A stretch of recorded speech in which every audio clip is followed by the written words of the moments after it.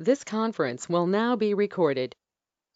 Institute of e Ayurveda द्वारा चलाए जाने वाले इस चरक संहिता अध्ययन वैद्य धर्माधिकारी सर के मार्गदर्शन में जो हम कर रहे हैं, मंगलवार, गुरुवार और शनिवार दोपहर में 2 से 3 ये समय में ये होता है। जिन्हें भी अगर इसे ज्वाइन करना है वो टेलीग्राम का ग्रुप ज्वाइन कर सकते हैं, जिसके बाद आपको इसके रेगुलर अपडेट्स वहां पे मिलते रहेंगे। आज हम चरक संहिता सूत्रस्थान अध्याय 4 वर्ण्य महाकषाय से प्रारंभ करेंगे। वाचू सर। चंदन, तुंग, पद्मक, उशीर, मधुक, मंजिष्ठा, तारिवा, पयस्या, सीता, लता इति दशमानि वर्ण्यानि भवन्ति।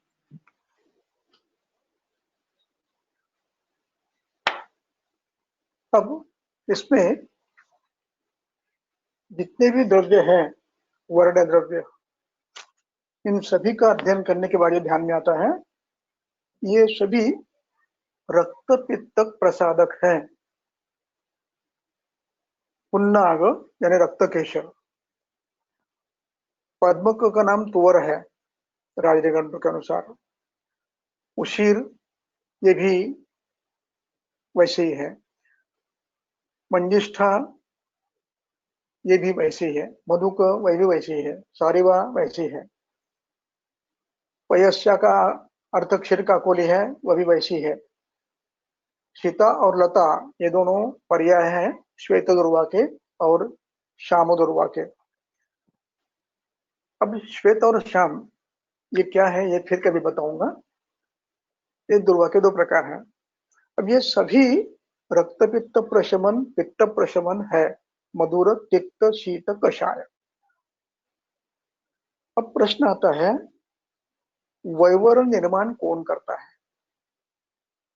वैवर्ण की संप्राप्ति क्या है। वैवर्ण तीनों दोषों में आता है। वायु में कार्श कृष्णता और अरुण वर्ण, पित्त में श्वेत कृष्ण छोड़कर सभी, श्वेत छोड़कर सभी आते हैं, नील पीत हरित जामुन सभी आते हैं। और श्लेष्माजन्य व्याधि में श्वेत पांडुर वर्ण आता है। अब ये वर्ण आने की जो प्रक्रिया ये कैसी होती है, हम कहते हैं ये दोषों के परिणाम है, और ये दोषों के परिणाम कई बार धातु प्रदोष जो होते हैं, रक्त प्रदोष में नील वर्ण, हरित वर्ण, पीत वर्ण, रक्त वर्ण, कृष्ण वर्ण, ताम्र वर्ण ये होते हैं। रस प्रदोष हुआ तो पांडु वर्ण होता है, श्वेत पांडु। और कोई धातु वात प्रदोष हुआ तो उसमें कृष्ण वर्ण आएगा, अरुण वर्ण आएगा। अब हमें इनमें चिकित्सा दोषों की ही करनी है, यद्यपि ये धातु प्रदोषित होंगे तो भी, क्योंकि सुश्रुत कहते हैं अपने उस अध्याय में, ये प्रश्न वर्ण प्रश्न अध्याय में, कि रसोजोयम रक्तजोयम, इसका अर्थ यह है कि घृत दग्धवत ताम्र दग्धवत, घृत से दग्ध हुआ है लेकिन घृत दग्ध नहीं करता, घृत में से उष्मा करता है। ताम्र दग्ध नहीं करता है, ताम्रगत उष्मा करता है। उसी प्रकार ये दोष निर्माण करते हैं। आपके महारोगाध्याय में जब दोषों का वर्णन किया है चरक के 20वें अध्याय में, तब उनके वर्ण बताए। वातज में अरुण वर्ण और कृष्ण वर्ण, पैतृक में नील पीत हरित, हरिद्र ऐसे वर्ण होता है, और कपजे में पांडु श्वेत वर्ण होता है। अब ये वैवर्ण तीनों दोषों से होते हैं। अब हमारे ग्रंथकार वर्णन करते समय पित्त को प्राधान्य देकर, जो जिनके वर्ण अधिक है, अन्य सब में वर्ण बहुत कम है, एक इसमें केवल पांडु है, कफज में श्वेत और ये है, और पित्तज में ज्यादा है, वातज में केवल वातज में केवल 2 है। इसलिए प्राधान्य दोष से लेकर उन्होंने उनका वर्णन किया है। अब हमें यह समझना है कि जो व्याधि पैतिक है उनमें हम इन द्रव्यों का, ग्रंथोक्त द्रव्यों में से जो बताए हैं, चंदन, तुंग, पद्मक, उशीर, मधुक, मंजिष्ठा वगैरह वगैरह, इनका प्रयोग कर सकते हैं। अब इसमें यह ध्यान रखना है कि इनके जैसे अन्य जो है, मधुर, तिक्त, कषाय, शीत, उनका भी प्रयोग आप कर सकते हैं, क्योंकि ये वर्ण करते हैं। इसका अर्थ यह है कि दोषों को शांत करके वर्ण का निर्माण करते हैं। ये सवर्णीकरण नहीं है, या ऊपर से लेप लगाकर जो रंग देते हैं वैसा नहीं है। ये धातुओं के निर्माण में परिवर्तन, उनमें जो दोष आए हैं उनको निकालकर वर्ण उत्पन्न करते हैं। इसलिए इनकी चिकित्सा में, वर्ण के चिकित्सा में आपको पहले दोषों का निर्णय करना होगा, हेतुओं का निर्णय करना होगा। मैं ये क्यों कह रहा हूं, उदाहरण देता हूं। एक हमारे यहाँ जब मैं एमडी का गाइड था तब की बात है, एक सबका नाम के सर अभी भी है, रिटायर्ड हो गया, उनको विषय दिया था मैंने एमडी के लिए, संतर्पणज व्याधि में रूक्षण चिकित्सा, अपतर्पण चिकित्सा, अपतर्पण में रूक्षण लिया था। और उन्होंने काम शुरू किया। एक दिन मैं कॉलेज आ रहा था, सुबह का समय 9-10 बजे, 9:30 बजे का, तो वो गेट में खड़े थे बाहर, और उनके साथ एक पेशेंट था। एक महिला थी, थोड़ी सी स्थूल थी, ग्रामीण थी, मांसाशन करने वाले थी, संतर्पणजन्य थे।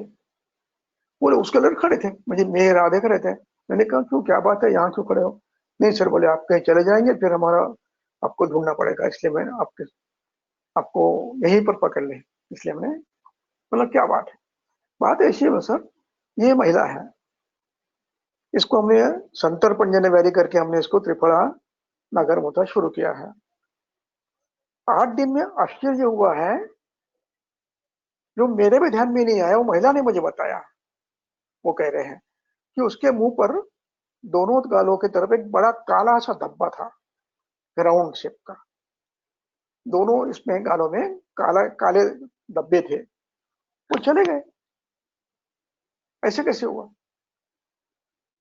ये प्रश्न था। हमने क्या किया था? हेतु बंद किए थे, संतर्पणोक्त हेतु बंद किए थे, और त्रिफला नागर मोथा दिया था। बाहर से लगाने कुछ दिया ही नहीं। इसका अर्थ यह है कि कृष्ण वर्ण ये परतंत्र रूप से श्लेष्मज हो सकता है।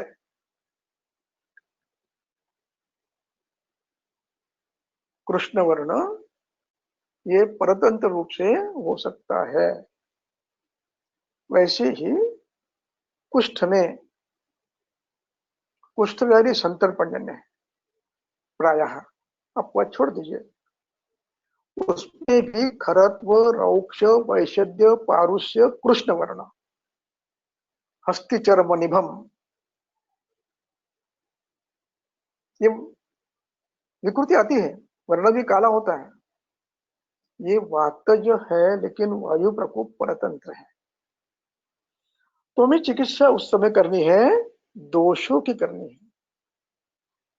दोष निकालकर हेतु बन करके दोषों के गुणों के विपरीत करनी है, और उसके बाद आगे आवश्यक हो तो अन्य चिकित्सा आपको करनी है, वो करनी है। कभी शोधन करना पड़ा है, कभी कोई और कुछ करना पड़ेगा।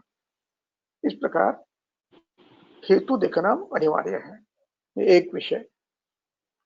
दूसरा विषय यह है कि जैसे इन्होंने एक पैतृक वैवर्ण का समूह को ध्यान में रखते हुए उनके द्रव्यों का चयन किया है, इस आधार पर आपको अतिदेश तंत्र युक्ति से वातज और कफज वैवर्ण उत्पन्न यदि होता है तो उसके लिए आपको द्रव्य चयन करके इसमें समाविष्ट करना है, क्योंकि ये वैवर्ण दिखता है, प्रत्यक्ष मिलता है,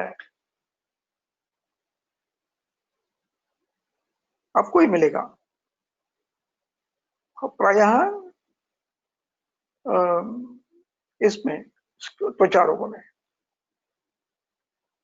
और मुझे यदि आप याद नहीं है भी, लेकिन आपको पहले बताया था, नहीं बताया था तो अभी फिर बताना चाहता हूं मैं कि मेरे पास लगभग 76 के बाद 76-77 में एक 7-8 साल की लड़की एडमिट हुई थी।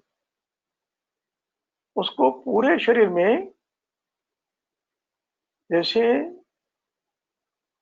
व्रण पर ये आती है,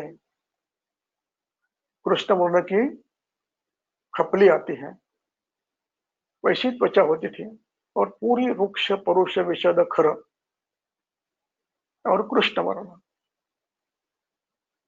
अब ये वातज समझ के चिकित्सा चल रही थी, और उसमें हमारे एक ज्येष्ठ सर थे, लेले सर नाम के, वो चिकित्सा कर रहे थे, मैं उनका सहकारी था। ध्यान में आया ये कुछ परिणाम नहीं हो रहा, स्नेह लगाया, अभ्यंतर स्नेह लिया, कोई परिणाम नहीं है। फिर एक दिन ऐसा हुआ कि मुझे कुछ संशय आया और मैंने पूछा, सर मुझे लगता है ये पैतृक है ये। तो उन्होंने कुछ ज्यादा पूछा नहीं, फिर ऐसा करो बोले रक्तमोक्षण करके देखो। जैसे हमने रक्तमोक्षण किया, 8 दिन में पूरा हाथ, दोनों हाथ साफ हो गए। यानी दोष लक्षण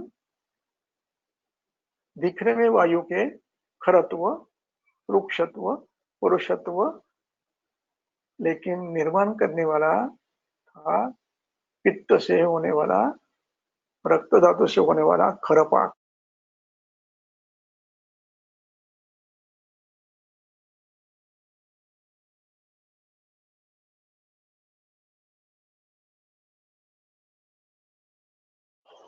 कभी कभी गलत हो सकता है, इसलिए हेतु देखना आवश्यक है। हेतु देखकर, इस प्रकार हेतु देखकर आप फिर द्रव्यों का गण का निर्माण भी आप कर सकते हो। यह आवश्यक नहीं है कि हर वैवर्ण पैतृक ही हो। एक बात। अब दूसरी बात, वैवर्ण की निर्मिति ये अनेक कारणों से होती है। उसमें सबसे बलवान कारण है आपका विधि विरहित आहार विहार। जब भी आप विधि विरहित आहार विहार करते हो तो वर्ण में परिवर्तन आ सकता है, इसलिए वर्ण्य वस्तु का उपयोग करने मात्र से वर्ण नहीं आएगा। देखिए चरक सूत्रस्थान अध्याय 27 श्लोक नंबर 3 की ऊपर से तीसरी पंक्ति, नीचे से तीसरी पंक्ति। यह श्लोक ऐसा है कि विषय अधिकरण है विधि विहित अन्नपान, और ये विधिहित अन्नपान क्या करता है, तत् सत्वम ऊर्जयते, तत् शरीर धातु व्यूह बल वर्ण प्रसादकरं भवति यथोक्तम उपसेव्यमानम। विपरीतम अहिताय संपद्यते, विपरीतम अहिताय संपद्यते तत् शरीर धातु व्यूह बल वर्ण इंद्रिय प्रसादकरम।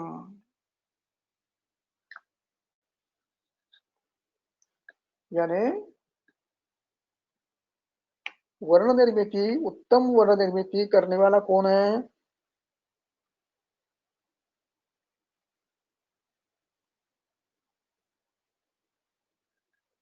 सम्यक आहार है आपका।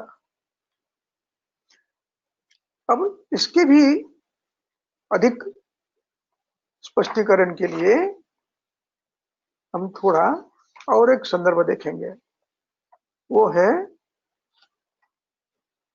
चरक चिकित्सा स्थान का अध्याय 15। अब इसका 3 क्रमांक का सूत्र देखिए क्या है।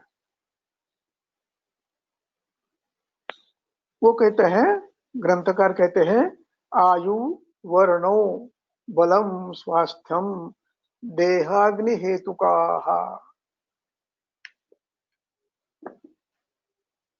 आयु बल वर्ण ये देहाग्नि हेतु है।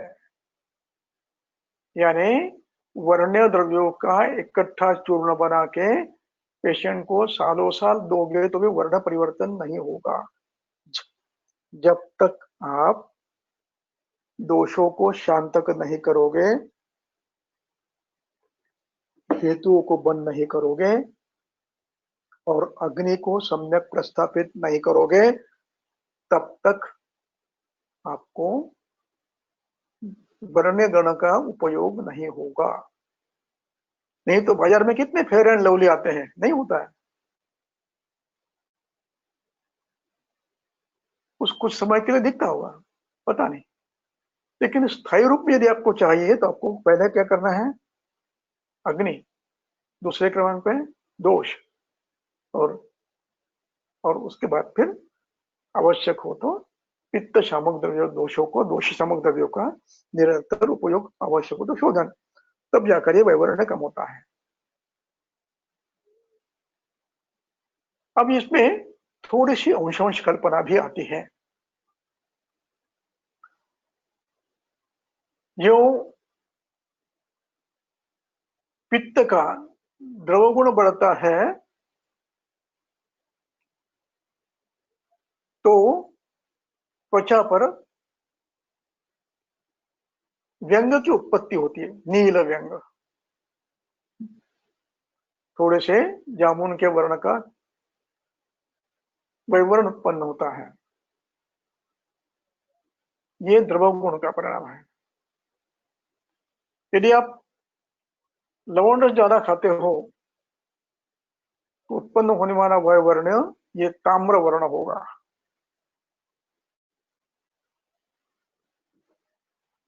और कटु खाते हो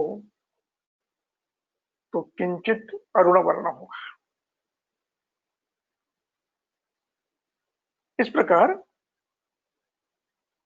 आहार के विधि विधान का और द्रव्यों का अध्ययन आपको करना अनिवार्य है।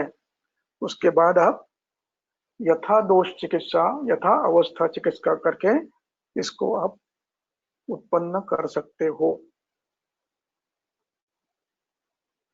वैसे श्वेतत्व भी आता है, लेकिन उसमें श्वेतत्व ऐसे नहीं रहता है, थोड़ा पांडुर रंग होता है, जो रस प्रदोष में आया है। उसमें भी चिकित्सा हेतु अग्नि और दोष इन पर करनी है।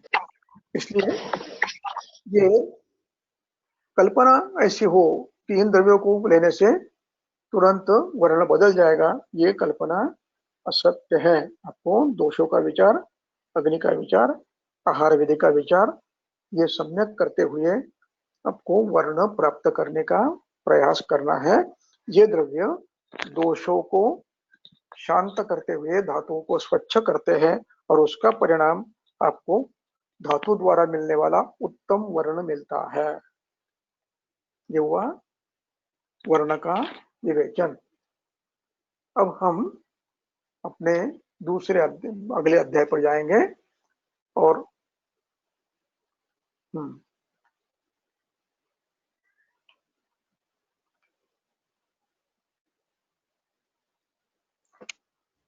हमारा अध्याय चल रहा था 5वां।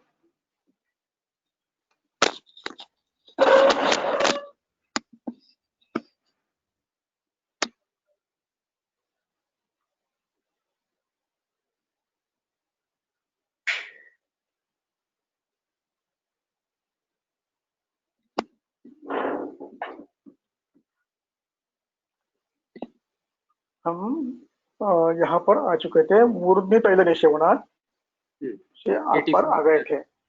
इसके बाद का पढ़ो। चरक सूत्रस्थान अध्याय 5 क्रमांक 84। न कर्णरोगा वातोत्था न मन्या हनुसंग्रहः न उच्चैः श्रुतिः न बाधिर्यं स्यात् नित्यं कर्णतर्पणात्। अब कर्ण तर्पण करना है तो न कर्ण रोगाः वातोत्थाः न मन्या हनुसंग्रहः हनुसंग्रह मन्या संग्रह ये भी नहीं होंगे।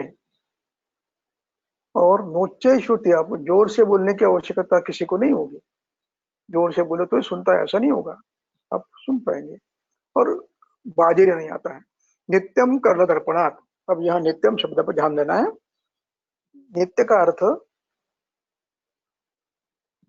रोज ऐसा नहीं है, बार बार करना पड़ेगा आपको। हफ्ते में कम से कम 3 बार तो करना पड़ेगा, रोज नहीं किया तो भी। और इसका और एक विषय है कि वर्षा ऋतु और कफज व्याधि अजीर्ण इन अवस्था में, और कफज यदि ऊर्ध्वजतु एक कफ प्रधान है, प्रतिष्ठा आदि व्याधि से पीड़ित है, तो उसको जहां तक हो सके टालना है। बाद में 2 दिन के बाद आप कर सकते हैं। इस प्रकार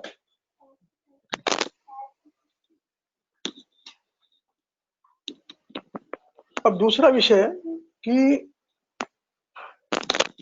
कर्ण तर्पण जो करना है उसके पहले एक वस्तु आवश्यक है, एक बात आवश्यक है, वो कर्ण रंध्र स्वच्छ कर लेना, मल निकाल लेना। बिना मल निकाले यदि आप कर्ण तर्पण करते रहोगे तो काम नहीं करेगा। और कई बार ये पूरा मल तर्पण से बाहर नहीं आता। पतला तो होता है लेकिन पूरा बाहर आने की संभावना उतनी नहीं है जितना निकालने के बाद बाहर आएगा। कहीं ना कहीं चिपक के रह जाता है। और दूसरा, ये जितना जैसे आप तेल डालोगे तो वो पतला होकर कर्ण पटल पर आच्छादन, एक पतला आवरण करता है, बहुत ही पतला आवरण करता है। और इसका परिणाम होता है कि आपको दिन भर कुछ सुनाई नहीं पड़ता जब तक वो सूख नहीं जाता है और मल कम नहीं होता, तब तक आप दिन भर सुनाई नहीं आता आपको। तीसरा, अब इस प्रकार कर्णपूरण बिना शुद्धि की यदि करते जाओगे, और कभी कभी वो आजकल बाजार में कॉटन के बड़े मिलते हैं साफ करने के, उसको आप यदि घुमाएंगे और निकालने का प्रयास करोगे तो ये मल अंदर अंदर जाकर कान के पर्दे का एक बड़ा लेयर बना देता है। इसलिए ये करना है तो पहले कर्ण विवर स्वच्छ करके बाहर ही करना है। और यदि श्लेष्पद व्याधि है ऊर्ध्वजत्रुगत, तो उसको शांत करके फिर कराना है तो उत्तम फल मिलता है। नहीं तो थोड़ा सा किंचित शिरोगौरव, बाधीर्य, शिरोगौरव, इसका अनुभव यदि कफज व्याधि है तो होता है, कफज व्याधि नहीं है तो नहीं होता है। कफानुबंध हो, शीत ऋतु हो, प्रतिशाय हो तो होता है, ये तो नहीं होता है, अन्यथा नहीं होता है। इसलिए ये थोड़ी उसकी एक क्या कहते हैं उसको, ये चिंता करके ही वो निर्णय लेना है। ये हो गया करण तर्पण, और ये बार बार करना है, कम से कम हफ्ते में 3 बार करना है। उसके बाद एक नियम ध्यान रखना है, ये जो तैल धारण है, तैल स्नेहन अभ्यंग, इसका एक नियम है, वर्जो अभ्यंग कफग्रस्त, ये नियम ध्यान रखना। तैलाक्त करना, अभ्यक्त यानी तैलाक्त करना, तैल से युक्त करना, ये अवस्था वर्जो अभ्यंग कफग्रस्त संकृत संशुद्ध अजीर्ण भी, अजीर्ण में और जिसका ये हुआ है कफज व्याधि है, बलवान है, उसमें नहीं करना है। अब इसके बाद आता है अभ्यंग, पढ़ो। पुत्रस्थान अध्याय 5 सूत्र क्रमांक 85। स्नेह अभ्यंगादि यथा कुंभश्चर्म स्नेह विमर्दनात् भवति उपांगपदक्षश्च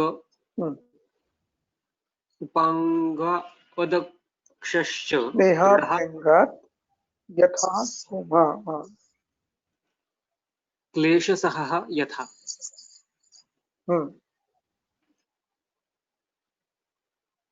अभी स्नेहाभ्यंग से यथा कुंभ, घड़े में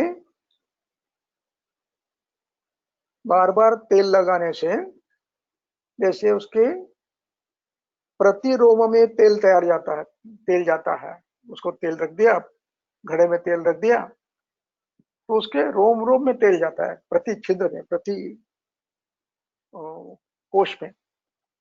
वैसे ही चर्म यदि आप तेल में डुबा के रख दोगे तो वो अंदर पूरा चमड़ा तैलाक्त होता है, नरम होता है, उसकी जाड़ी बढ़ जाती है, मृदु होता है।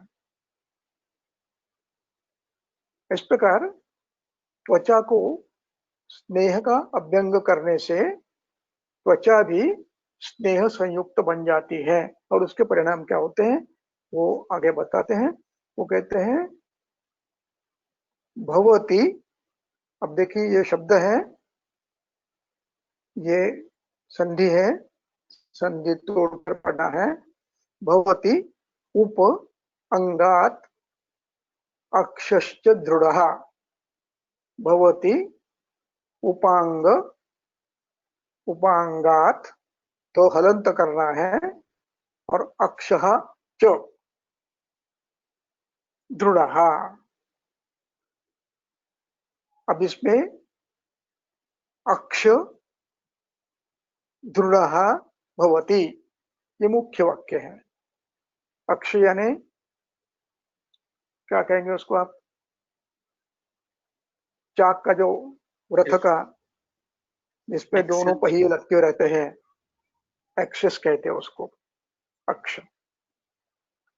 तो ये अक्ष दृढ़ बनता है, अक्षश्च दृढ़ः भवति, कब, तो उसके उपांगों में आप स्नेह लगाते हो, उनके उपांगों को आप अभ्यंग करते हो, तैल लगाते हो, तो दृढ़ बनता है और आराम से चलता है। ऐसे दो आपको, तीन आपको दृष्टांत दिए हैं। इस प्रकार तैल विवर्धन से भी शरीर क्लेश सह होता है, उपांग दृढ़ होता है और क्लेश सह होता है, अक्ष दृढ़ और क्लेश सह होता है। उसी प्रकार त्वचा भी दृढ़ और क्लेश सह बनती है। अब इसका दृढ़ और क्लेश सह का लाभ कितना होता है। यदि कल्पना करिए आप नीचे बैठे हो और खिड़की का या तो कपाट का दरवाजा खुला है और झट सिर के आप उठ गए, सिर को लग गया। यदि आपका सिर नित्य स्नेह किया हुआ रहता है तो सटक जाता है, थोड़ा सा खुरच होता है, जख्म नहीं करता है, वो सटक जाता है। वैसे ही कुछ ऐसा मार लगता है तो उस पर से त्वचा दिख रही है तो वो सटक जाता है। और बहुत ही गहरा गंभीर है तो बात अलग है, लेकिन कम से कम नुकसान होता है। इस प्रकार क्लेश सह और दृढ़ होता है। और त्वचा भी सुत्वक होती है। सुत्वक का अर्थ है यहाँ पर स्निग्ध और विमल। स्निग्ध भी होती है, मृदु भी होती है और विमल भी होती है, लक्षण होती है। और एक लाभ उसका और है, वो यह है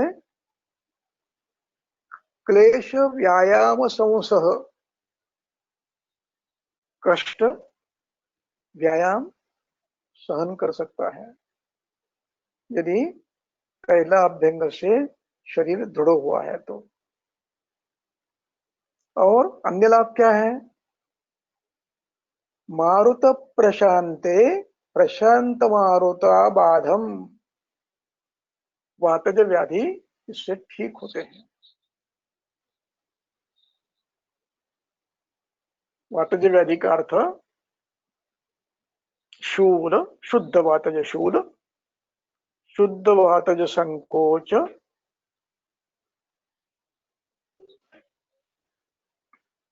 और शुद्ध वातज शोथ। शूल, शोथ, संकोच ये सब इससे कम होते हैं। अब इसका अधिक स्पष्टीकरण अगली पंक्ति में कर रहे हैं। पढ़ो स्पर्शने अभ्युपगम। स्पर्शने अभ्यधिको वायु, पढ़ो। चरक सूत्र स्थान अध्याय 5 सूत्र क्रमांक 86। तथा शरीरम अभ्यंगात दृढ़ं सुत्वक् जायते प्रशांत मारुताबाधम क्लेश व्यायाम संसहम स्पर्शने अभ्यधिको वायुः स्पर्शनं च त्वगाश्रितं त्वच्चश्च परम अभ्यंगस्तस्मात् तं शीलयेत् नरः। अब स्पष्टीकरण दे रहे हैं। स्पर्शने सप्तमी है।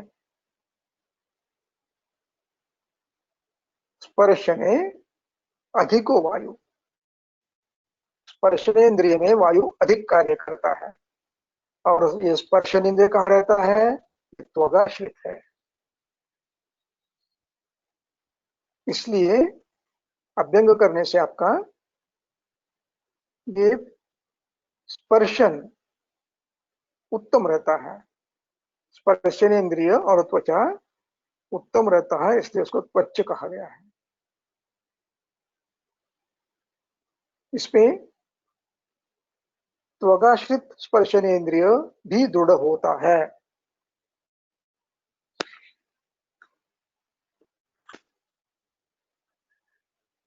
परमम परमम त्वचम, ये अभ्यंग ये परम त्वच है, अन्य त्वचों में ये श्रेष्ठ है। तस्मात् इसलिए तम शीलये नरः, अभ्यंग का शील करना चाहिए। शील यानी बार बार करना चाहिए। शील यानी शीलन यानी बार बार उपयोग करना। नियम वही है। कफग्रस्त, अजीर्णी और जिनका शोधन हुआ है उन्होंने नहीं करना। इस प्रकार ये हुआ गात्राभ्यंग। और इसके अधिक लाभ क्या है वो अगले दो पंक्तियां बताते हैं, वो पढ़े फिर आगे जाते हैं। न च अभिघातात् अभिहतं गात्रम् अभ्यंगसेविनः विकारं भजते अत्यर्थं बलकर्मणि वा क्वचित् सुस्पर्श उपचितांगः च बलवान् प्रियदर्शनः भवति अभ्यंगनित्यत्वात् नरो अल्पजर एव च। अब ग्रंथकार कहते हैं गात्रम अभ्यंग सेविनः, अभ्यंग सेवन करने वाले, जो अभ्यंग का शीलन करता है, बार बार करता है, उसका क्या होता है? गात्रम विकारम न भजते अत्यर्थम, ऊपर जो न है वो नीचे लगाना है। गात्रम अत्यर्थम विकारम न भजते, यदि कोई आघात भी होता है तो उसका परिणाम दुबला होता है, बहुत कम होता है। आघात का परिणाम बहुत कम होता है, इसलिए कहते हैं न अभिघात भयम, उसका कोई भय नहीं, उतना भय नहीं है। विकारम न भजते अत्यर्थम, अभिघात से ज्यादा व्याधि नहीं होती है जो अभ्यंग सेवन करता है। दूसरा, एक विकारम भजते न विकारम भजते, अभिघात के साथ लगा दिया आपने एक बार, अभिघात से बड़ा विकार नहीं होगा। दूसरा कथ कहते हैं बलकर्मणि व अभिगम, बलकर्मणि, बलकर्मणि विकारम न भजते, बलकर्मणि सप्तमी है, कोई बलपूर्वक किया हुआ कर्म है तो उससे कोई गड़बड़ हो गई है तो वो भी बर्बाद नहीं होता है। जैसे अपने नीचे झुककर कोई बड़ा वजन उठा लिया तो कमर अकड़ जाती है अथवा स्लिप डिस्क होती है, पीआईडी होता है या और कुछ होता है।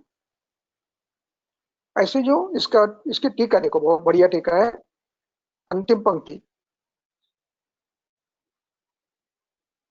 बलेन संपाद्यम कर्म बलकर्म, बलकर्म का अर्थ है जो बलपूर्वक किया जाता है।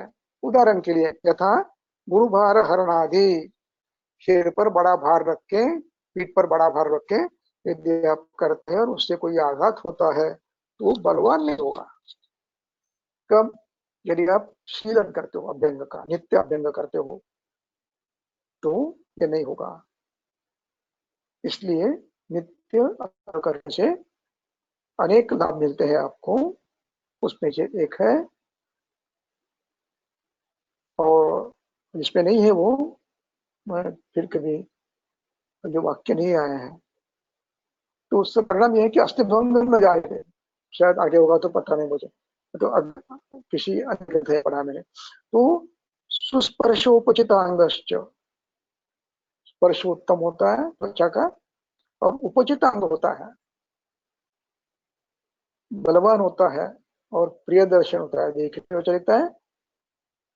और भवति अभ्यंग नित्यत्वात् नरः अल्पजरः, अल्पजरा एव, यानी बुढ़ापा तो आता है लेकिन बुढ़ापे के जो लक्षण है वो उतने बलवान नहीं हो गए। खालित्य, पालित्य, पलयः, दौर्बल्य, नहीं, उतना नहीं होगा जितना अभ्यंग नित्य करोगे तो करो। इस प्रकार अभ्यंग नित्य करना चाहिए। अब इसके लाभ बताते हैं और अगले श्लोक में पढ़ो। अब इसमें अवयव के लाभ बताते हैं, पादाभ्यंग से क्या होता है, पढ़ो।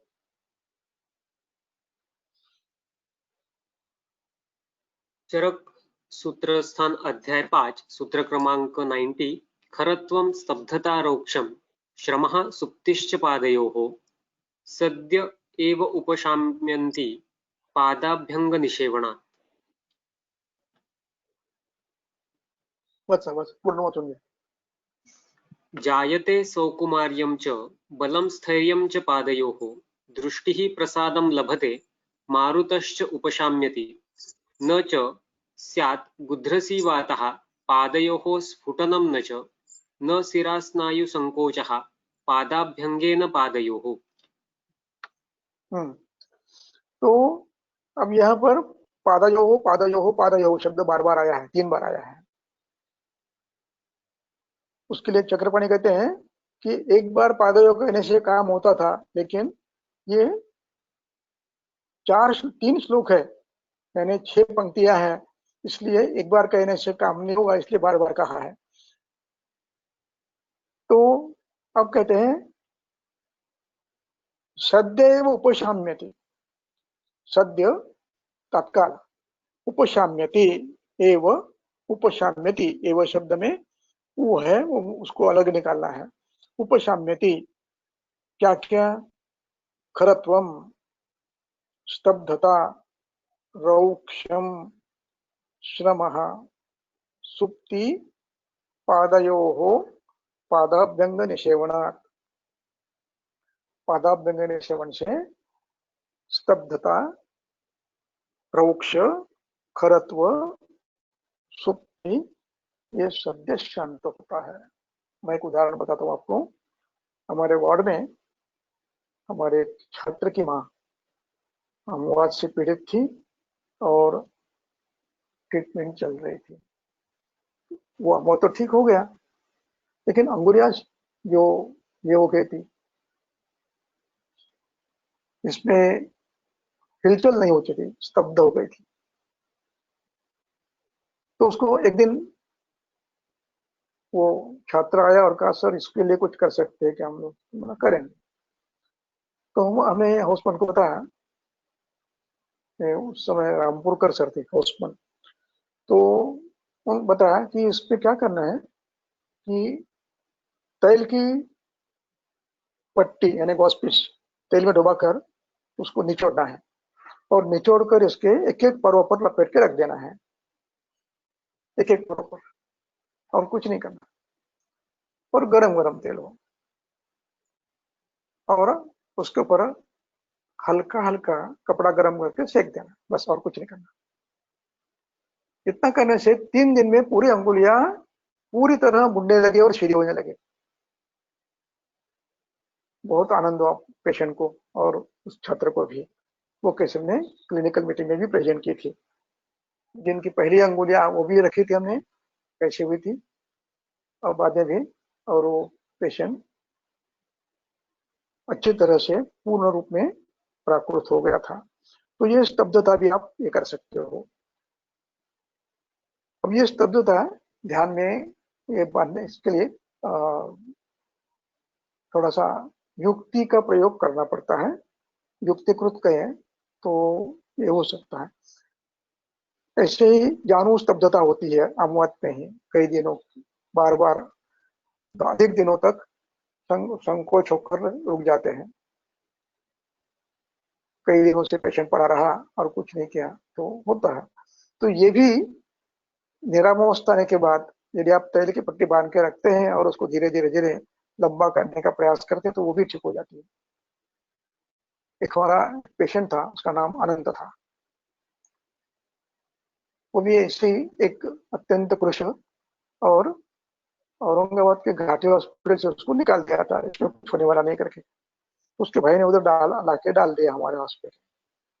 और हमारे हॉस्पिटल में आने के बाद हमारे तत्कालीन जो भी हॉस्पिटल रजिस्ट्रार थे, उन्होंने उसके ऊपर ध्यान नहीं दिया। इसको कुछ नहीं होने वाला है, क्या करने वाला है। ये ऐसे बैठा था, दोनों हाथ सिकुड़ के और दोनों पैर सिकुड़ के, जैसे गरबा बैठता है ना, लगभग उसके समान, उतना नहीं लेकिन उतना। दोनों सिकुड़े हुए, दोनों पैर सिकुड़े हुए और कमर थोड़ी सी सिकुड़ के मान भी सिकुड़ गई। इस अवस्था में आया था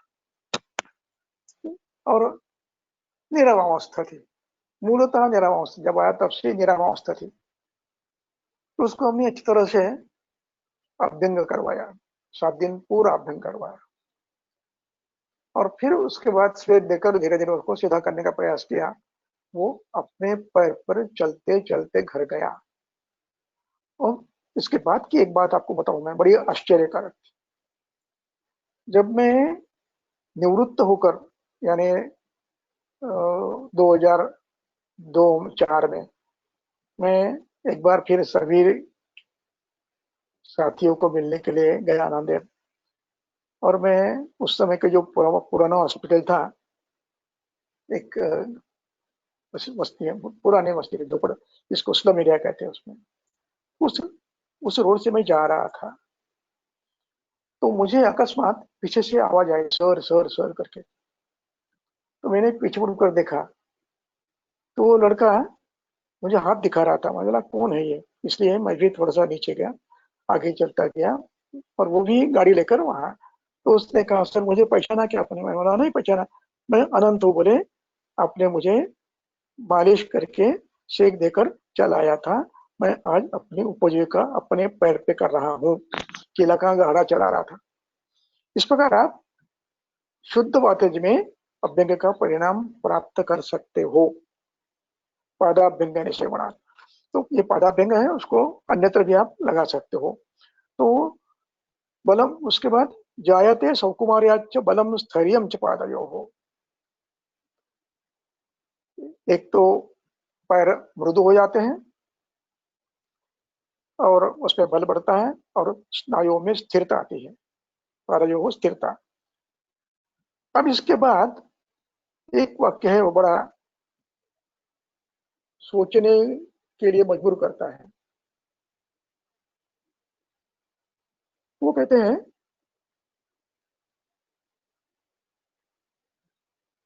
दृष्टि प्रसादम लभते,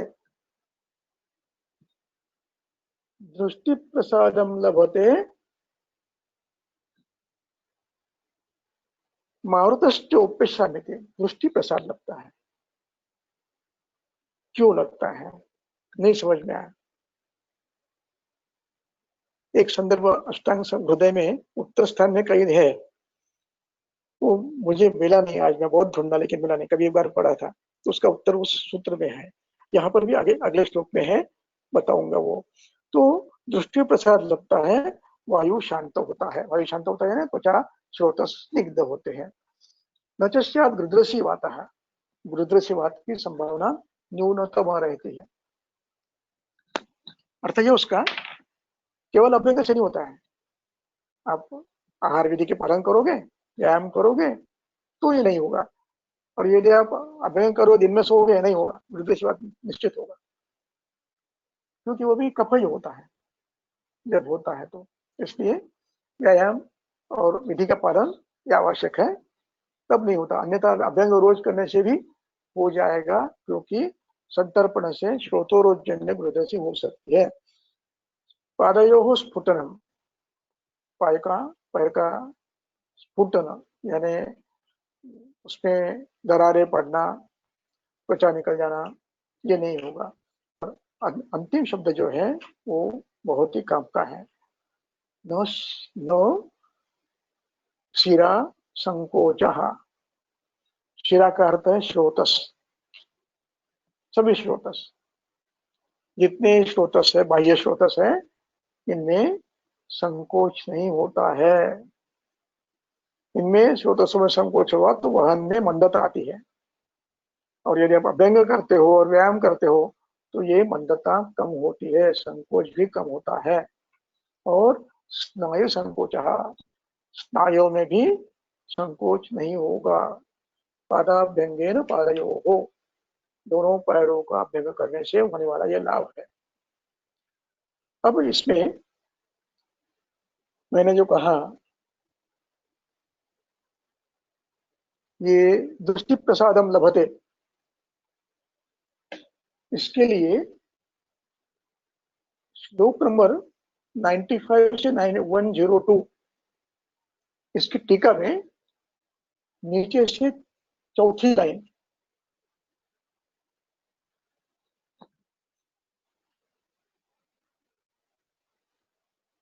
यदि वह पाद संबद्ध नेत्र पोषिका नाड़ी प्रत्यवाय हरणात् चक्षुष्यम,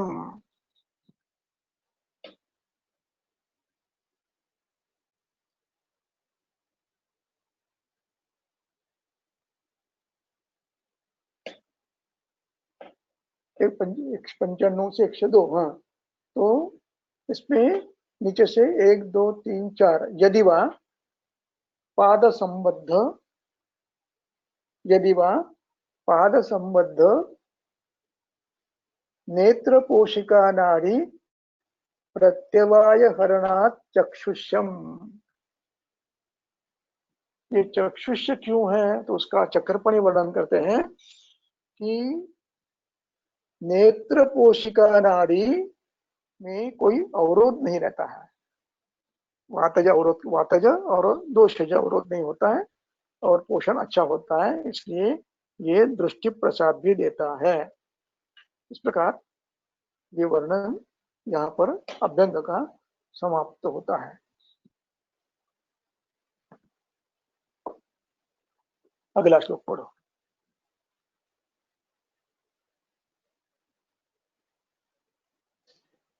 चरक सूत्रस्थान अध्याय 5 सूत्र क्रमांक 93। दौर्गंध्यम गौरवम तंद्राम कंडुम मलम अरोचकम स्वेद बिभत्सताम हंति शरीर परिमार्जनम पवित्रम वृश्यम आयुष्यम श्रम स्वेदम स्वेद मलापहम शरीर बलसंधानम स्नानम ओजस्करम परम। स्नान ये ओजस्कर है, शरीर बल संधानम स्नानम ओजस्करम परम, परम ओजस्करम है, परम यानी उत्तम श्रेष्ठ। ये क्या क्या काम करता है? दौर्गंध्यम,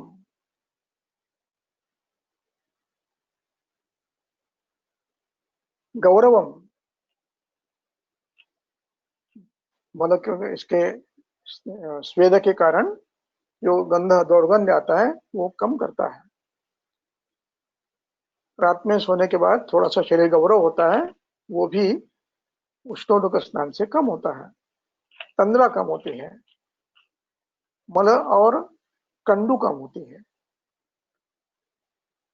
मलम च अरोचकम च, इससे शरीर का मल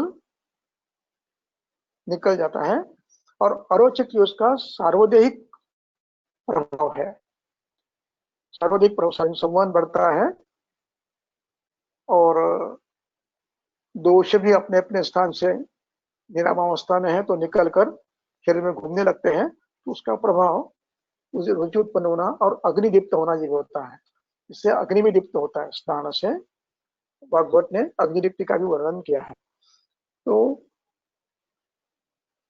स्वेद से आने वाली बीभत्सता यानी घृणा वो भी कम होती है।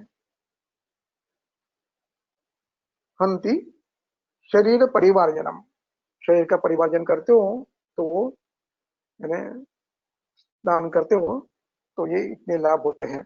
अब ये स्नान पवित्र है,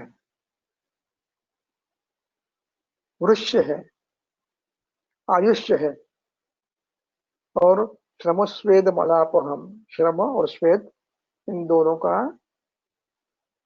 नाश करने वाला है। शरीर बल संधानम च स्नानम ओजस्करम परम। अब यहाँ पर पवित्रम शब्द से अभिप्राय है कि ये करने के बाद आपको प्रसन्नता मिलती है, इसलिए आप उसको पवित्र कहा है। पवये शुद्धिकारक शब्द है, आपने देखा दंत पवनम, तो शुद्धि हो जाती शरीर की। वृश्य है, स्नानम वृश्यम बलप्रदम, आयुष्यम है, यदि स्नान नित्य करने से उसके लाभ मिलते गए, संवहन बढ़ता गया, शुचिता बढ़ती गई, मल निकल शरीर के दौर्गंध आदि मल निकलते गए, तो स्वाभाविक है कि आपका निरोग अवस्था आकर आयुष्य बढ़ेगा। स्नान का एक बड़ा लाभ है, यदि आप थक कर कहीं आए हैं बाहर से परिश्रम करके तो ठंडे पानी से नहा लो, ठंडे पानी सिर पे डाल दो, थकान पूरी निकल जाती है। और सुबह स्नान करोगे तो गर्म पानी से करो, और उस गर्म पानी से स्नान किया तो आपको ऐसा लगता है मानो ऊर्जा आ गई है। इस प्रकार श्रम नष्ट होता है, थकान नष्ट हो जाती है। और अब आगे जो शब्द है स्वेद मदापहम, इसका अर्थ क्या लोगे? इसके दो अर्थ है। स्वेद अपह के शरीर पर जो स्वेद जमा हुआ है उसका परिणाम रूप में शरीर में जो भी यह है गंध रस जो भी है वो पूरा निकल जाता है, इसलिए स्वेदापह मलापह दूसरा अर्थ उसका एक है। ये स्वेद्य है, यानी स्वेद देने का एक साधन है। आप गर्म पानी से स्नान करो, पसीना आया, एकदम हल्का मालूम होता है। और ये आपको ध्यान में ज्यादा आएगा इस ऋतु में, इसमें आधा आना कारण है। थोड़ा पानी गर्म पानी 10-5 मिनट लो, शरीर में पसीना आने लगता है। अन्य ऋतु में आपको ध्यान में नहीं आएगा ये, लेकिन ये वहां पर भी होता है, कम मात्रा में होता है। और जहां पर आप थक कर आते हो धूप में घूमकर वगैरह, जैसे आप ठंडे पानी से स्नान करोगे श्वेतरंध्र एकदम नहीं करना, थोड़ा रुकना है, बैठना है, और फिर ठंडे पानी से स्नान करोगे तो श्वेतरंध्र संकुचित हो जाते हैं, पसीना जाना बंद होता है और आपके थकान कम होने लगती है। ये इस प्रकार ये स्वेदापह और मलापह दो अर्थ में है। तो श्रमापह है, स्वेदापह है, मलापह है। शरीर बल संधानम, जोड़ना, संधान का अर्थ है जोड़ना, तो इससे शरीर बल संधान होता है। स्नानम ओजस्करम मतम, ये सामूहिक रूप से आपको बल देता है। ओजस्कर का अर्थ यहाँ पर रसवृद्धि होती है, ये अन्वय दूरार्थ है, लेकिन सामूहिक उसका परिणाम ये होता है कि आपको उत्साह बढ़ता है, इस अर्थ में वो ओजस्कर है। यहाँ पर रुकेंगे, अगला विषय अगली बार लेंगे। यहाँ पर कुछ शंका है, कुछ प्रश्न है तो आप पूछ सकते हो। सर 2 क्वेश्चन है। एक क्वेश्चन ऐसा है कि कर्णपूरण जो कहा गया है, अगर कर्ण स्त्राव है तो कर्णपूरण कर सकते हैं क्या? हाँ, कर्णश्राव है तो पहले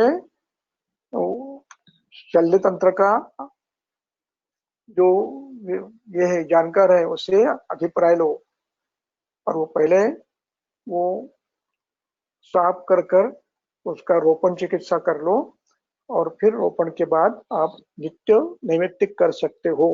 और शल्य तंत्र जो है उसका जानकार जो है वो उसमें तैल पूर्ण करेगा ऐसे द्रव्यों का कि जो रोपण हो और अभिषेक न बढ़ाए, यानी वहां पर वो क्या करेगा कि तैल से बनाए हुए, रोपण तैल से बनाए हुई वर्ती उसको निचोड़ कर कान में रख देगा, तो वो धीरे धीरे रोपण हो जाए। जैसे कच्चे तेल है तो तेल नहीं डालेंगे, तो उसकी पट्टी बना साफ करेंगे पहले, और उसकी पट्टी बनाकर या गॉस पीस लेकर उसको निचोड़ कर कान में रख देंगे, तो धीरे धीरे रोपण होने लगता है। उसके बाद फिर आप तर्पण, जब वो कहेगा कि अब छेद बंद हो गया है, अब श्राव नहीं है, तो आप थोड़ा रुकेंगे, फिर राह देखेंगे महीना 1.5 महीना पानी आता है क्या, ये तो बंद करेंगे और फिर तर्पण करेंगे, तब तक नहीं करेंगे। आपने पिछले कुछ वर्णनों में शुद्ध वातज अवस्था ये कहा था, तो ये कैसे पता चलेगा कि व्याधि शुद्ध वातज है? ये प्रश्न आपका है या और किसी का है? नहीं, एक आया हुआ प्रश्न है, मैंने सिर्फ उसको संदर्भ दिया आपको। हाँ, ये बड़ा अच्छा प्रश्न है कि रोगी का इतिहास देखकर आप समझ सकते हो। मैं आपको उदाहरण देता हूँ 2-3। मैंने जीवन में अपने कुछ व्याधि देखे हैं। शुद्ध वातज, मैं नागपुर में था और अपने वर्ष प्रतिपदा के 15 दिन का वो जो काल था उसमें वो एमपी में जो वनवासी लोग रहते हैं उनमें से कुछ, क्या कहेंगे उसको, कुछ घर लोग ये गाठी बनाते हैं। गाठी यानी शक्कर की माला। तो उनका वो कारखाना था। वो बूढ़ी थी अम्मा, लगभग 40-45 के ऊपर की थी। तो वो उसको स्ट्रेचर पे लाए, पूरे शरीर में वेदना, 7 दिन से मलपूर्ति नहीं है, सर्दी हो रही है। सर्दी यानी सूखी सर्दी, शुष्क सर्दी। भोजन बिल्कुल नहीं जा रहा है, सिर में दर्द, जहां हाथ लगाओ वहां पर दर्द, और वो भी तीव्र। एडमिट किया, और एडमिट करने के बाद हमारे हाउसफुल रजिस्ट्रार थे, बड़े त्रस्त हो गए। सर पेन किलर दे देंगे। मैंने कहा ठहरो, गड़बड़ मत करो।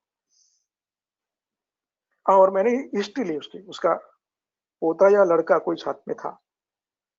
नागपुर की बात है, ध्यान रखिए, नागपुर एक जंगल प्रदेश है। और उसने कहा कि अब ये चैत्र है ना, तो वहां पर अभी जंगल देश में उसका प्रभाव, उतना कफा प्रकोप नहीं होता है। और उसमें भी ये कष्ट करने वाले लोग, मेहनत करने वाले, ये सुखासीन लोग नहीं है। तो उसने उसका इतिहास दिया उसने मेरे को। क्या कहा कि हमारे यहाँ वो गाठिया बनाते हैं ना, शक्कर की माला बनाते हैं ना, तो 15 दिन से ये माँ सोई नहीं है। थोड़ा सा लुढ़कती है, फिर खड़ी होकर काम करती, थोड़ी लुढ़कती है फिर करती है, रात भर करती रहती है। थोड़ी लुढ़कती है फिर करती है। बस इतना इतिहास में। और भोजन का, भोजन सामान्य, उनके घर में रोटी और सब्जी के सिवा कुछ नहीं, रोटी सब्जी भी नहीं, मिर्ची, इसके अतिरिक्त कुछ नहीं। मैंने निर्णय कर लिया कि ये शुद्ध वात जो है, और शुद्ध वात होने के बाद अब इसे मुंह में डालो तो सर्दी हो रही है, कुछ अंदर नहीं जा रहा। बस्ती दो तो बस्ती अंदर नहीं जा रही, इतना मलगंत है। इस अवस्था में मैंने फिर उसको तैलाक्त अंगुलियों से वो ये लगाकर, ग्लोव्स पकड़ कर, किसी एक अपने रजिस्ट्रार को कहा कि हो सके उतनी गांठें निकाल लो। तो गांठें निकाली, 1 2 3 4 गांठें निकालने के बाद थोड़ा सा राहत मिला, और फिर ये फ्लेटस ट्यूब अंदर जाने के लिए अनुमति मिल गई। तो हमने फिर उसको 40-50 ml का गरम गरम तेल नारायण तेल अंदर छोड़ दिया। और शाम में फिर आके देखने के लिए मैंने कहा कि भाई अब मैं भी आऊंगा, आप भी आओ, देखेंगे। और इधर खाने के लिए उसको सैंधव डालकर, सैंधव और घी डालकर पतला चावल का पानी, एक एक चम्मच 20-20 मिनट को, 10-10 मिनट को डालने का प्रयास करो। तेल और लवण मिलाकर, और एक एक चम्मच डालने को वो बच्चों को बोल दिया कि इतना डालो कि वो उलट उलट के ना, आधा चम्मच डालो तो भी चलेगा, धीरे धीरे कितना जाता है देखेंगे, दिन भर में कितना जाता है देखेंगे। तो शाम में वापस आया मैं, तो दिन भर में 1 गिलास तो गया, और तेल वापस नहीं आया। फिर मैंने कहा ठीक है, दूसरे दिन बस्ती दिया सुबह उठ के, और वही चला। अब तक क्या हुआ यार, कि अब उसको चावल का पानी हजम होने लगा। अब फिर हमने उसको थोड़ा सा बढ़ाकर शुद्ध दूध दिया, और वो धीरे धीरे पेट में चला गया। थोड़ा थोड़ा थोड़ा थोड़ा देते गए, शुंठी शुद्ध दूध, शुंठी और हरे डालकर थोड़ा थोड़ा दूध पतला करके दिया। ऐसे करते करते खाना शुरू हुआ। और इधर दूसरे दिन फिर स्वयं बस्ती देने के बाद सायंकाल में फिर मल प्रवृत्ति धीरे धीरे होने लगी। फिर शाम में, रात में मैं वापस आया तो उसको नेहरू बस्ती दे दिया। नेहरू बस्ती देके मल साफ हो गया। जैसे मल साफ हो गया वैसे अम्मा रात में आराम से सो गई। और दूसरे दिन उसने मुझे भूख लगी, खाना मांगा। उसको चावल दिया, उसके बाद फिर अभ्यंग स्वेद करते करते 7 दिन में पूरे ठीक होकर पेशेंट चली गई, घर चली गई। इस प्रकार हेतु के आधार पर आप ये निर्णय कर सकते हो। हेतु, देश, काल, ऋतु, आहार, यानी अपचार्य प्रकृति क्या है, आहार विहार्य प्रकृति क्या है, किम आहार कुपितः, किम धान्य कुपितः, किम आचार्य न कुपितः। इस आधार पर आप निर्णय कर सकते हो। स्तंभ में हमने कहा था कि वहां पे अभ्यंग करना है, तो एक क्वेश्चन ऐसा है कि रूमेटॉइड आर्थराइटिस में आम की वजह से भी स्तंभ होता है, तो क्या उसमें अभ्यंग कर सकते हैं क्या? नहीं करना है, जब तक आप ये दीप्त नहीं, निराम अवस्था नहीं लाओगे, ज्वर कम नहीं अच्छी लगती है, भोजन खाना खाने की इच्छा नहीं होती है, उत्तम तरह से खाकर हजम नहीं होता है, तब तक अभ्यंग नहीं। और ये सब होता है तो अग्नि एक बार अच्छा होने के बाद आपकी चिकित्सा से ये सूजन, शूल ये कम होते जाता है, और जब ये पूरा कम हो जाता है तब जाकर अंत में आप इसको प्रयोग कर सकते हैं, और ये अनुभव के साथ आपको धीरे धीरे डेवलप कर सकते हो आप।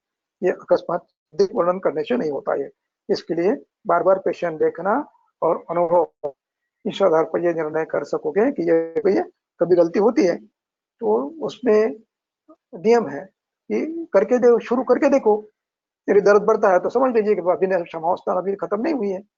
इस प्रकार आप गुणलिंगम व्याधिम उपशाभ्याम ये अंत में कर सकते हो।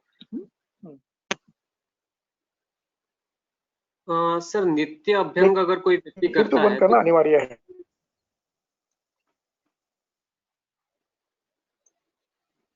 सर, नित्य बोलो, अभ्यंग नित्य का अगर क्या अर्थ है? रोज। नित्य अभ्यंग अगर कोई करता है तो कितनी देर वो उसे करना चाहिए?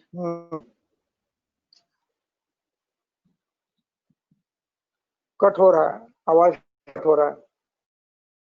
अभी आ रही है सर?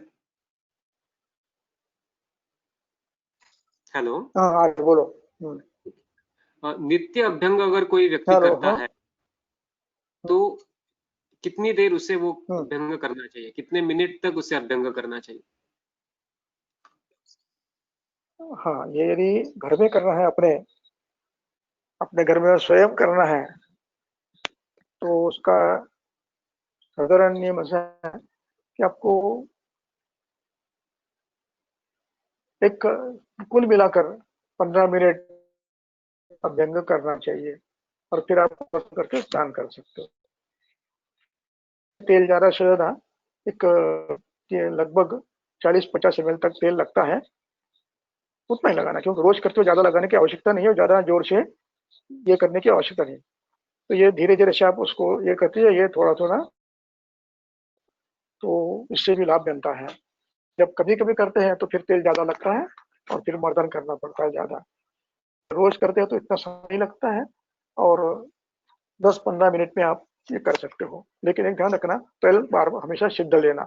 सिद्ध का अभिप्राय यह है कि उबाल कर लो, हरिद्रा डालकर अथवा तुलसी डालकर, अथवा जो भी आपके पास है डालकर उसको उबाल कर लो। नहीं तो थोड़ा सा कभी कभी ऋतु के अनुसार अभिषंद गौरव अनुभूत होता है। सायंकाल में नहीं करना, गौरव अनुभव होता है।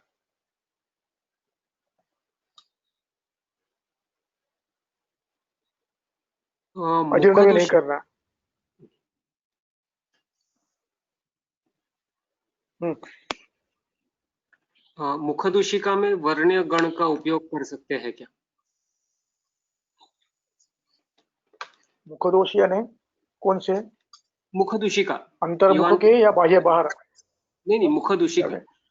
हाँ कर सकते, हाँ, उसमें कर सकते हो, लेकिन ध्यान रखना कि ये संतपंजन या पतर या पैक्टिक है या वाटिक है या कफज है, तीनों हो सकते हैं। तो बंद करके और रुक करके कर सकते हो। यदि संतरपंजन है तो पहले हेतु बंद करो,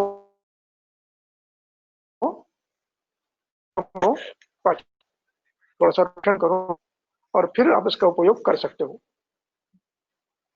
उसके पहले ही ठीक हो जाता है वो, उसकी जरूरत नहीं पड़ती, उसके पहले ठीक हो जाता है, लेकिन करना तो कर सकते हो बाद।